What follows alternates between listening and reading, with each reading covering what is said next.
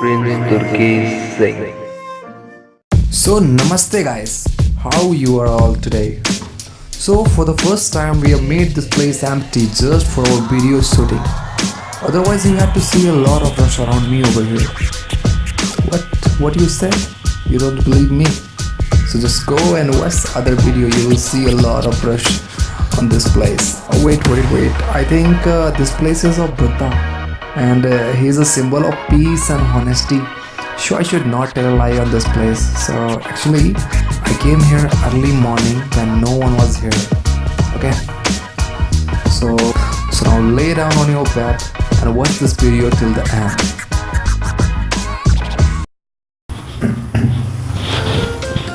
I started from Wat Thai Temple. This temple known as Wat Thai Temple. Wat is Buddhist temple in Thailand. The term is borrowed from Pali, Vata, which means duty, custom, service, function, etc. This one is the India's tallest standing statue of Lord Buddha.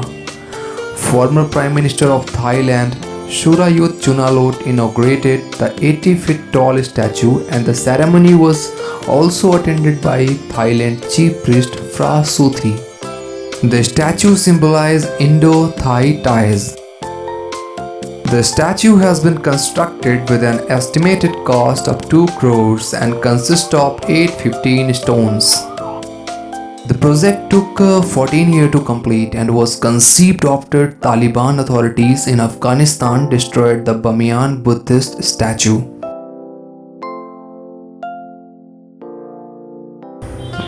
This statue was inaugurated on 16 March 2011, but this Thai temple was built by Thai dignitaries in 1933. Sarnath lies only 13 kilometres away from Varanasi and is a very important place of pilgrimage for Buddhists. Sarnath has previously been known as Mrigadava, means deer park, and it was known as Isipatana also, which means the place where holy man fell to the earth. The latter name is based in the legend that when the Buddha was born, Devas came down to announce it to 500 holy men. The holy men all rose into the air and disappeared, and their relics fell to the ground.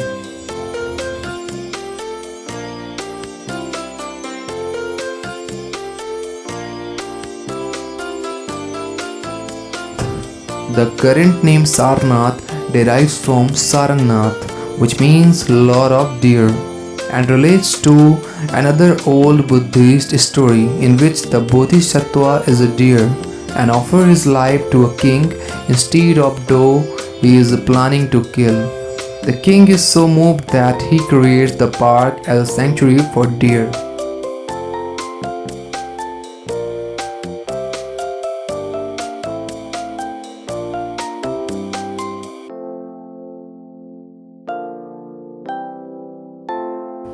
This place is like a cocktail of monks. We can see monks from various countries.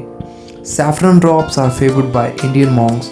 Brown ones are typically worn by Thai monks. The red robes suggest a Tibetan background, and the almost purple robes are of Myanmar monks.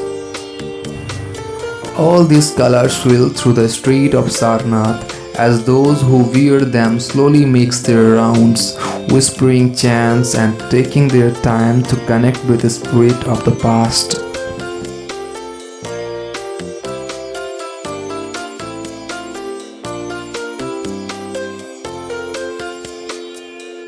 There is a statue of Laughing Buddha just before the main Thai temple, and on the right side is an enactment of Buddha delivering a sermon to his disciples.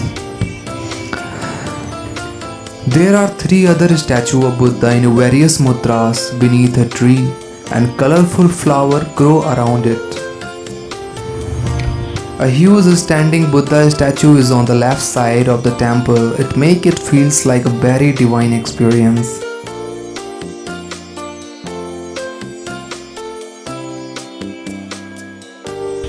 It was here in 5th or 6th century BC almost 2500 years ago, that Buddha gave his first sermon. According to Buddhist belief, this set in motion the Dhammacakka, a new cycle of rebirth and reincarnation, ultimately leading to enlightenment. Sarnath remained abandoned until 1834, when it was visited by Alexander Cunningham, the then head of archaeological survey, who excavated the site.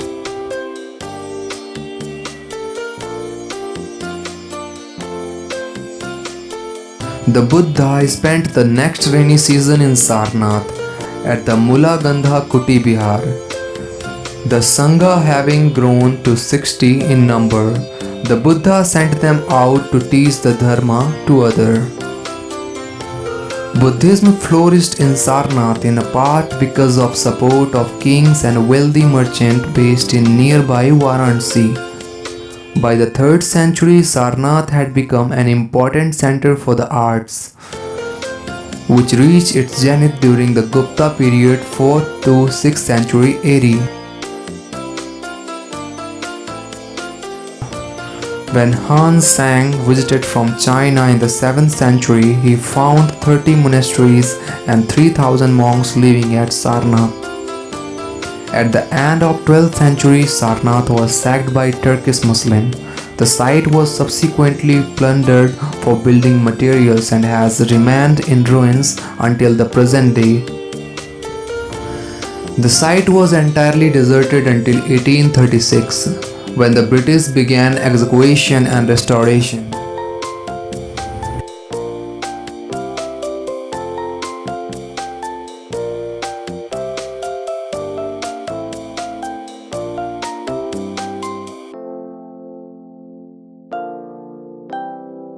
Dhammacakkappavattana is one of the most important sites in Sarnath, and it's mostly due to its antiquity and significance of being the exact spot of Buddha's first sermon. It was here that he revealed the eightfold path leading to nirvana. The stupa is composed of a cylindrical tower that rises around 43 meters, and the diameter of the monument is a formidable 28 meters. Dhammacakkappavattana is said to have been built in the year 500 CE, while the construction was ordered by Emperor Asoka in the 3rd century BC. There is a small museum right up to the entrance, which has a few basic details of the monument. The monument is under the control of the Archaeological Survey of India and is well maintained with the manicured gardens and benches with tree providing shades on hot afternoon.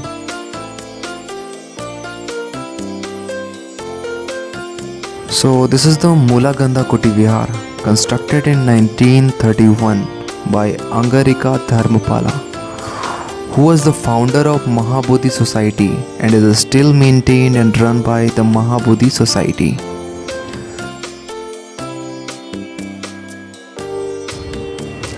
So the entrance foyer is decorated by a huge bell that was gifted by Japan, and the interior houses a golden statue of Buddha on a marble platform. The inside are completely dominated by the fresco-covered walls depicting scenes from the Buddha's life and are made by Japanese artist Kosetsu Nosu. Difficult for pronunciation for me, but good name. So are said to have been completed in 1936. The frescoes are an excellent source of knowledge. If someone is interested in knowing more about life of the Buddha right from his birth to the attainment of the Mahaparinirvana.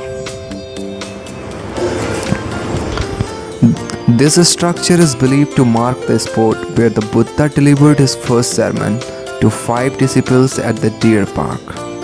The gesture signifies that the Buddha is the center of the universe. The Mulagandha Kuti Vihar has become one of Sarnath's greatest attractions for tourists.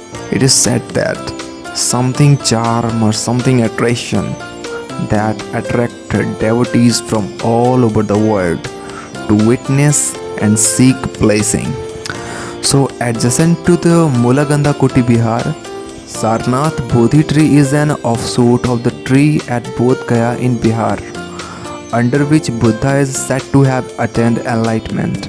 A placard at the site states, Bhikkhuni Sanghamitra, Emperor Asoka's daughter, took a branch from the original tree in 288 BC and planted it in Anuradhapura in Sri Lanka, where its offshoots have been nurtured through the ages.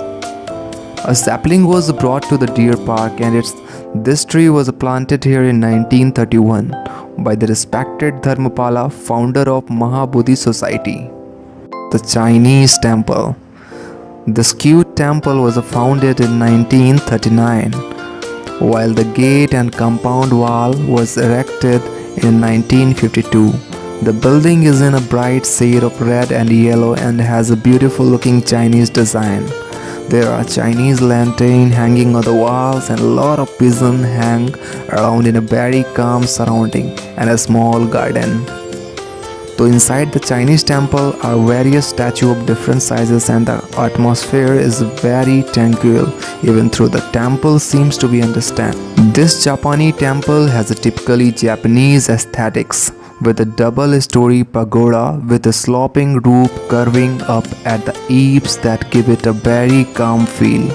A placard outside the shrine suggests that it is run by Dhammacakkappavattana, Indo-Japan Buddhist Culture Society.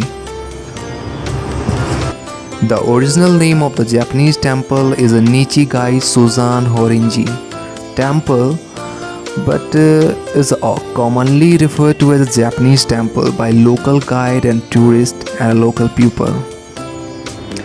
The pleasing architecture of the temple is reminiscent of the world-renowned Japanese temple in Kyoto, Japan. Before the main temple on the right side, there is a statue of Buddha in a calm pose beneath a tree. On the left side, there is a pillar with Japanese inscription. The aura of calmness inside the temple is to be felt, to be believed. The interiors of the temple are certainly beautiful. There is a huge wooden statue of the Buddha in reclining pose with an exquisite design on the head. The Buddhist mantra of Na Mu Myoho Renge Kyo is close to the main statue. Well, I don't understand this word, but Japanese follow and it's like a mantra for them, so it's good.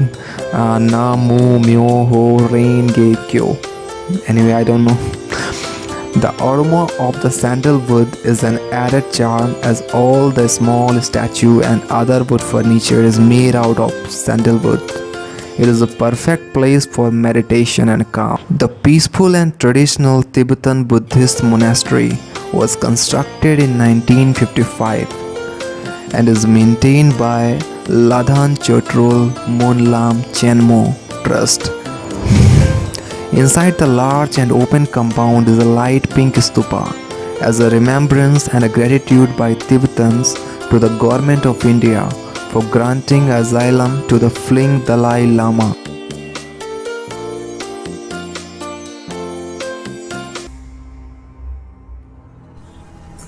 I don't know this place. I don't know which place is this. It looks scary. It looks haunted. By mistake, I just came to this place. It's like a haunted place. God, help me. Buddha, help me. I need to use your power, God. Give me your power for some time. Thank you, Buddha. Thanks, God. I'm alive. I reached on a different place. Anyway, you guys, please do like, do comment, do subscribe and share my video with your friends. Okay? And don't forget to watch my next video. Prince Durgesh Singh. Thank you.